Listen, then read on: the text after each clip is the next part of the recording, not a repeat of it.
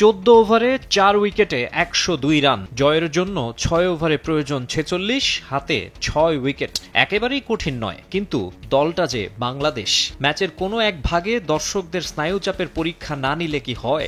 একের পর এক উইকেট হারাতে থাকে দল, ঘুরে ফিরে আসে প্রথম ম্যাচে 9 রানের ব্যবধানে 6 উইকেট হারানোর দুঃস্মৃতি। এদিন 27 রানের ব্যবধানে 4 উইকেট হারালে স্কোরবোর্ডের চিত্র হয় 8 উইকেটে 129 রান। মনে হতে থাকে এবার আর বুঝি হলো না।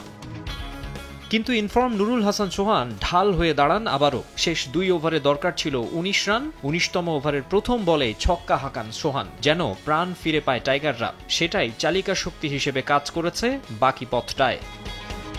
শারজায় সিরিজ জয়ের মিশনে 2 পরিবর্তন নিয়ে নেমেছিল বাংলাদেশ।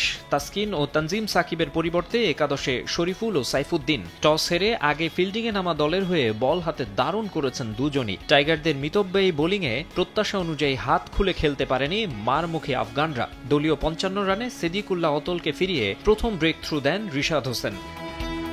প্রথম 10 ওভারে মাত্র 69 রান করতে সক্ষম হয় আফগানিস্তান। দ্রুত রান তোলার চাপেই খেই হারায় তারা। রিশাদ নাসুমের ঘূর্ণিতে 90 রানে প্যাভিলিয়নে আরও 3 ব্যাটার। বিপজ্জনক হয়ে উঠছিলেন রহমানুল্লাহ গুরবাজ, তবে ব্যক্তিগত 30-এ তাকে থামান শরীফুল। 118 রানে 5 উইকেট হারায় আফগানিস্তান।